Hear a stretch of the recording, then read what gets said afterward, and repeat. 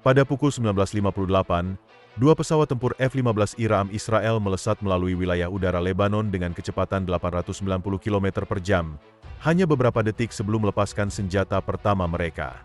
Setiap pesawat mengangkut 3,6 ton amunisi berpemandu presisi. 4 bom GBU-31 JDAM yang akan mengubah malam Kamis yang tenang menjadi kekacauan total di Lebanon Selatan. Pilot utama memeriksa layar manajemennya untuk terakhir kalinya. Lampu hijau menyala di semua bidang. Dua bomnya dilengkapi hulu ledak penetrator BLU-109, yang dirancang untuk menembus beton bertulang seperti kardus. Dua lainnya membawa hulu ledak umum Mark 84, bahan peledak tritonal seberat 429 kg yang dapat menghancurkan apapun dalam jarak satu blok dari kota.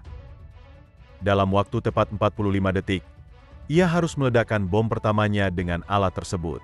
Kemudian, dia punya waktu 19 menit untuk menyerang 5 target lagi yang tersebar sepanjang 30 km sebelum setiap lokasi sistem pertahanan udara, SAM, di Lebanon aktif. Matematikanya brutal. Lewatkan satu jendela rilis, bahkan hanya 2 detik saja, dan seluruh rangkaian akan berantakan. Petugas sistem persenjataannya di kursi belakang sudah menunduk ke dalam POD penargetan Lantirn, menggunakan kamera termalnya untuk memverifikasi target pertama mereka. Beberapa bengkel mobil yang menurut intelijen Israel menyembunyikan lebih dari sekadar mobil mogok. Citra inframerahnya sangat jelas, meski dalam kegelapan. Di dalam pesawat Wingman, adegan yang sama terjadi saat kedua kru bersiap untuk menghujani baja di wilayah Nabatiyeh. Pilot menarik napas dalam-dalam dan mendorong tongkat sedikit ke depan, memasuki penyelaman dangkal menuju titik pelepasan pertama. Mesin kembar F-15I, masing-masing menghasilkan daya dorong 13.197 kg dalam mode afterburner. Waktunya berangkat kerja. Meskipun jet ini tampak keren, keajaiban sesungguhnya terjadi di kursi belakang, tempat Wizo mengelola lebih banyak data daripada lantai perdagangan Wall Street. Komputer manajemen pertempuran F-15I memproses ribuan variabel setiap detik. Kecepatan angin pada ketinggian yang berbeda, geometri satelit GPS, evaluasi target, dan bahkan rotasi bumi. Semua ini diringkas menjadi satu pertanyaan sederhana. Di mana tepatnya pilot perlu melepaskan setiap bom? POD Lantirn yang terlihat di sini adalah jendela Wizo untuk melihat apa yang ada di bawah. Sensor inframerah yang menghadap ke depan didinginkan hingga minus 196 derajat Celcius, lebih dingin daripada nitrogen cair, yang memungkinkannya mendeteksi panas dari tubuh manusia pada jarak 15 km. Malam ini, ia mengecat setiap bangunan sasaran dengan kejernihan termal yang sempurna, memperlihatkan mesin kendaraan yang panas, atap yang hangat, dan bahkan panas yang merembes melalui jendela. Urutan akuisisi kolam dimulai dengan mode pencarian area, memindai kerucut 60 derajat di bawah pesawat. Begitu mendeteksi perbedaan suhu antara bangunan dan tanah yang lebih dingin, ia beralih ke bidang pandang yang sempit, memperbesar dengan pembesaran 20 kali. Bahkan saat bergerak ratusan mil per jam, sistem stabilisasi mengkompensasi pergerakan pesawat dengan presisi submil radian. Bahkan saat terjadi turbulensi, garis bidik tetap terkunci pada sasaran, seakan-akan terpaku di sana. Disinilah pencocokan bom ke target menjadi lebih rumit. Komputer menjalankan matriks prioritas dengan mempertimbangkan persyaratan penetrasi, beberapa pengaturan, dan pola ledakan. Itu seperti berpikir 2 kali sebelum mengatakan sesuatu kepada istri Anda. Anda tidak bisa asal bicara begitu saja.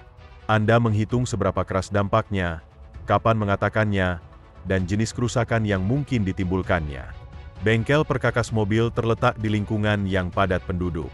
Sekering tertunda BLU-109 akan memastikan ledakan terjadi di dalam struktur, meminimalkan kerusakan tambahan. Gunung Rihan membutuhkan kebalikannya. Semburan permukaan seketika dari Mark 84 untuk memaksimalkan pantulan gelombang tekanan dari sisi gunung.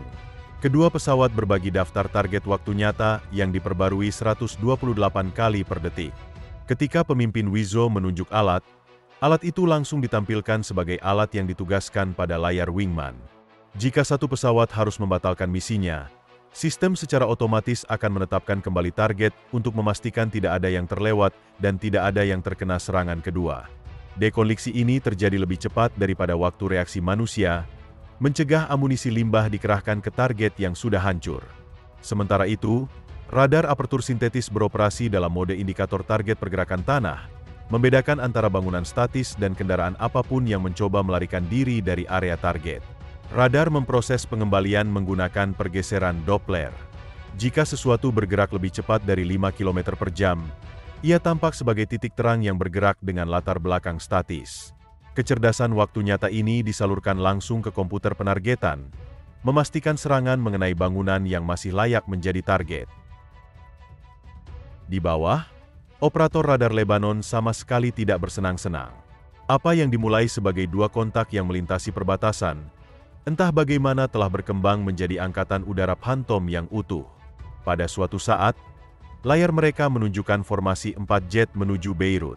Saat berikutnya, 6 pesawat terbang menuju Tripoli. Tunggu, tidak. Sekarang kembali kedua, tetapi mereka berjarak 50 km dari tempat mereka berada 3 detik yang lalu. Konta hantu ini merupakan hasil dari POD pengacau L-8222 yang tergantung di perut F-15I Raam. Ini bukan pengacau kebisingan biasa yang hanya mengeluarkan suara statis seperti radio rusak. Benda-benda ini pintar. Mereka mendengarkan setiap denyut radar, merekamnya, lalu memutarnya kembali dengan modifikasi kecil. Tunda sinyal balik beberapa mikrodetik dan tiba-tiba Anda muncul 10 km lebih jauh. Ubah perubahan frekuensi dan kecepatan, Anda akan terlihat salah total. Teknologi memori frekuensi radio digital di dalam POD ini pada dasarnya adalah pembohong yang canggih. Ketika pulsa radar mengenai pesawat pada frekuensi 2,8 GHz dari dudukan sendok P-18, DRFM mengambil sampel frekuensi yang tepat, merekam karakteristik pulsa, dan kemudian menyiarkan ulang beberapa versi. Satu pengembalian mungkin menunjukkan pesawat berada di lokasi yang benar, tetapi pada ketinggian yang salah. Yang lain menunjukkan ketinggian yang benar, tetapi menambahkan 40 knot ke kecepatan. Yang ketiga menciptakan target yang sepenuhnya salah 15 km ke arah timur. Rasanya seperti menerima 3 pesan teks dari mantan sekaligus. Yang satu bilang dia ada di bawah, yang satu bilang dia ada di Paris, dan yang ketiga bilang dia tidak pernah pergi. Secara teknis, semuanya bisa jadi benar. Jadi otak Anda terkunci saat mencoba mencari tahu mana yang nyata. Semua hasil yang salah ini mengenai penerima radar dalam hitungan mikrodetik satu sama lain, sehingga menciptakan teka-teki yang tidak dapat dipecahkan. Para pilot mengetahui bahwa pengacauan mereka berhasil melalui penerima peringatan radar mereka sendiri. Bila L-8222SB, yang dikenal sebagai 82, secara efektif memasukkan ancaman, RWR akan menampilkan simbol garis putus-putus yang khas, bukan garis padat, yang mengindikasikan bahwa radar ancaman tidak mencapai lintasan yang valid. Audio pun berubah. Dari suara kuncup yang marah saat dikunci menjadi suara dengungan terputus-putus yang terdengar hampir membingungkan. Dan pengacau itu begitu pintar sehingga bahkan memiliki serangan terprogram untuk ancaman paling mungkin yang dihadapi. Misalnya, alat P-18 beroperasi antara 0,85 dan 0,94 GHz VHF jadul yang sebenarnya lebih sulit diganggu daripada radar modern karena panjang gelombangnya yang panjang. Namun, LLL-82 memiliki program khusus untuk sistem era Soviet yang mengeksploitasi kerentanan yang diketahui dalam pemrosesan sinyalnya. Sementara itu, baterai SA-6 yang berjarak 20 km beroperasi dalam rentang 4 hingga 8 GHz, yang dikalahkan oleh 82 dengan menciptakan sudut elevasi palsu. Setelah memastikan semua radar musuh di area terdekat telah diganggu, pemimpin formasi memeriksa tampilan taktisnya. Beberapa lampu strobo radar menunjukkan sensor aktif, tetapi tidak ada yang mencapai indikasi kunci stabil yang akan mendahului peluncuran rudal. Pengacau tersebut menciptakan apa yang disebut oleh petugas perang elektronik sebagai gelembung ambiguitas penargetan, yang diameternya sekitar 40 km. Di dalam gelembung ini, pengembalian radar sangat rusak sehingga solusi pengendalian tembakan menjadi mustahil. Para pembela Lebanon dapat melihat sesuatu di sana, tetapi tidak dapat berbuat apa-apa selain menonton. Sekarang adalah waktu yang tepat untuk menyerang. Pada pukul 19.59 waktu setempat, pilot utama menukik ke sudut 15 derajat. Target pertama, bengkel mobil Hasan Fas di Tule, akan segera datang. Dengan kecepatan 963 km per jam, ia menempuh jarak hampir 300 meter setiap detik. Jendela pelepasan untuk penurunan yang akurat hanya berdurasi 3,7 detik. Terlalu dini dan bom tidak dapat meluncur cukup jauh. Terlampau terlambat dan itu akan melampaui batas. Wizo menyebut solusi yang baik karena komputer penargetan menunjukkan kunci yang solid. Jempol pilot melayang di atas tombol pelepas senjata, menunggu saat yang tepat ketika semua parameter selaras. Tanda kurung hijau pada HUD-nya bertemu dan membentuk satu. Bunyi keras mengguncang pesawat saat ledakan meletus, melontarkan bom seberat 907 kg pertama ke dalam aliran udara. Otak GPS GBU-31 segera aktif, memperoleh sinyal satelit dan menyebarkan sirip pemandunya. Rudal ini memiliki waktu terbang 43 detik untuk melakukan koreksi yang diperlukan, dengan tujuan menghasilkan dampak hampir vertikal yang akan mendorong hulu ledak Blue 109 jauh ke dalam gedung sebelum meledak. Otonomi jam sungguh luar biasa. Setelah dirilis, ia pada dasarnya adalah robot dengan satu pekerjaan, menekan koordinat tepat ini. Penerima GPS melacak sinyal dari setidaknya 4 satelit, menghitung pembaruan posisi 10 kali per detik. Namun, GPS saja tidak cukup, sinyal dapat terganggu atau terhalang. Disitulah INS cadangan berperan. Giroskop laser cincin mengukur setiap putaran kecil, sementara akselerometer melacak gerakan linear. Komputer bom terus-menerus membandingkan data GPS dan INS. Jika selisihnya lebih dari 5 meter, maka secara otomatis akan menggunakan INS saja, dengan menerima akurasi yang sedikit berkurang karena adanya risiko potensial untuk dipalsukan dan hilang sepenuhnya. Cuaca menambahkan variabel lain. Malam ini, ada angin samping berkecepatan 27 km per jam dari barat pada ketinggian pelepasan, bergeser menjadi 40 km per jam. Dari barat daya pada ketinggian 1,524 km. Sirip jam terus menyesuaikan diri, melakukan koreksi hingga 20 kali per detik. Suhu juga penting. Kepadatan udara pada ketinggian 18.000 kaki kira-kira 50% dari kepadatan di permukaan laut, yang memengaruhi rasio luncur bom. Semua faktor ini dimuat ke dalam komputer misi selama pra-penerbangan, tetapi sensor bom itu sendiri diverifikasi dan diperbarui secara terus-menerus selama kejatuhannya. Koordinasi antar pesawat memerlukan presisi tingkat Rolex. Wingman mempertahankan jarak lateral tepat 3,7 mil laut dan jarak temporal 15 detik. Hal ini mencegah penerima peringatan radar dari gangguan timbal balik, sekaligus memastikan keduanya dapat mengenai sasaran di kompleks sana dalam jendela dua kondisi mereka. Mereka menerbangkan balet udara pada kecepatan 500 knot.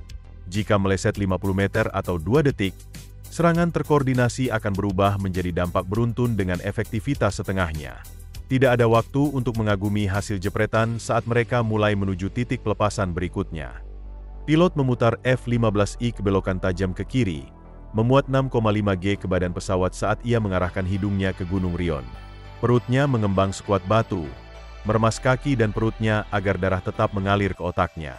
Di kursi belakang, Wizo sudah menyiapkan tembakan berikutnya, mengganti amunisi pada panel senjata untuk rangkaian target berikutnya. Pada pukul 8, ke-8 bom tersebut telah berada di udara, masing-masing mengikuti jalurnya sendiri dalam kegelapan. Tetapi apakah mereka menghitung jendelanya dengan benar? Dampak pertama terjadi pada pukul 20:41:17. Melalui mata termal POD Lentera, pilot menyaksikan bengkel mobil Hasanfa lenyap begitu saja. Penetrator BLU 109 menghantam atap dengan kecepatan 267 meter per detik. Cukup cepat hingga beton tersebut dapat disamakan dengan kertas basah. Hulu ledaknya menembus 3 lantai sebelum sumbu tundanya habis. Lalu, 550 pon bahan peledak berkekuatan tinggi mengubah semua yang ada di dalamnya menjadi ledakan fisika yang brutal. Bahan peledak Kom B meledak pada kecepatan 8.092 meter per detik, menciptakan lonjakan tekanan awal sebesar 2,7 juta PSI pada titik ledakan. Tekanan ini berkurang seiring pangkat 3 jarak, tetapi dalam struktur yang terbatas, pantulan dari dinding menciptakan pola tekanan yang kompleks. Fase tekanan positif awal berlangsung sekitar 10 milidetik, diikuti oleh fase negatif yang lebih lama yang secara harfiah menyedot serpihan kembali ke pusat ledakan. Efek dorong-tarik inilah yang menyebabkan pola implosi khas hulu ledak penetrator. Verifikasi serangan terjadi melalui beberapa sensor. POD Lentera mendeteksi mekarnya panas, lonjakan hingga lebih dari 2000 derajat Celcius yang memenuhi sensor inframerah sesaat. Saat kontrol penguatan otomatis POD menyesuaikan, indikator sekunder akan muncul. Keruntuhan struktural ditunjukkan oleh perubahan suhu yang cepat di seluruh tapak bangunan, Sementara ledakan sekunder dari material yang disimpan menciptakan ledakan tambahan. Wizo menandai target yang hancur di layarnya, dan sistem secara otomatis mencatat koordinat GPS, waktu dampak, dan ID bom untuk laporan pasca misi. Serangan gunung memperlihatkan fisika yang sepenuhnya berbeda. Ketika Mark 84 menghantam Gunung Rion, ia menciptakan apa yang disebut oleh para insinyur senjata sebagai batang tiruan, di mana gelombang ledakan langsung bertemu dengan gelombang pantulan dari permukaan gunung, menciptakan muka kejut yang diperkuat yang menjalar di sepanjang tanah dengan tekanan 2 kali lipat.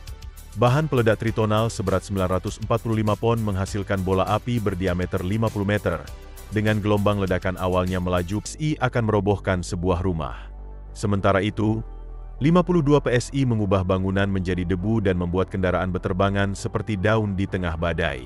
Namun, saat mereka melepaskannya, penerima peringatan radar menyala seperti mesin pinball saat baterai SA-6 mulai aktif. Melalui tampilan RWR, pilot melihat simbol khusus untuk radar Straight Flush 1 S91, sistem kendali tembakan untuk rudal SA-6. Indikator kekuatan sinyal menunjukkan 45 dBm, yang berarti radar telah mengecatnya dengan warna solid.